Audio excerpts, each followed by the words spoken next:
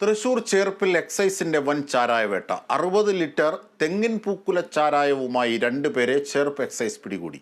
ലിറ്ററിന് 1500 രൂപ നിരക്കിലായിരുന്നു പ്രതികൾ ചാരായം വിറ്റിരുന്നത്.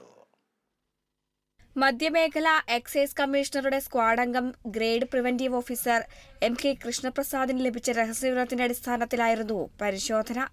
ചൊവ്വൂർ പാറക്കോവിൽ സ്വദേശി ഗോപാലിന്റെ വീട്ടിൽ Cherpu excise range inspector Shankar നടത്തിയ പരിശോധനയിലാണ് ചാരായം പിടികൂടിയത്.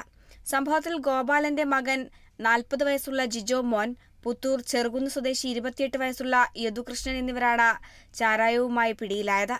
ഈസ്റ്റർ, വിഷു തുടങ്ങിയ വിശേഷ ദിവസങ്ങൾ ലക്ഷ്യമാക്കി വിൽപ്പനയ്ക്ക് സൂക്ഷിച്ചുവെച്ച ചാരായമാണ് പിടികൂടിയത്. തെങ്ങിൻ പൂക്കുലയും ഔഷധക്കൂട്ടും ഇട്ടുവാറ്റിയ വീര്യം കൂടിയ ചാരായമാണ് പ്രതികളിൽ നിന്നും പിടികൂടിയതെന്ന് എക്സൈസ് അറിയിച്ചു. ലിറ്ററിന് 1500 രൂപ നിരക്കാണ് പ്രതികൾ ചാരായം വിറ്റിരുന്നത്. Kerala vision news, Thrissur.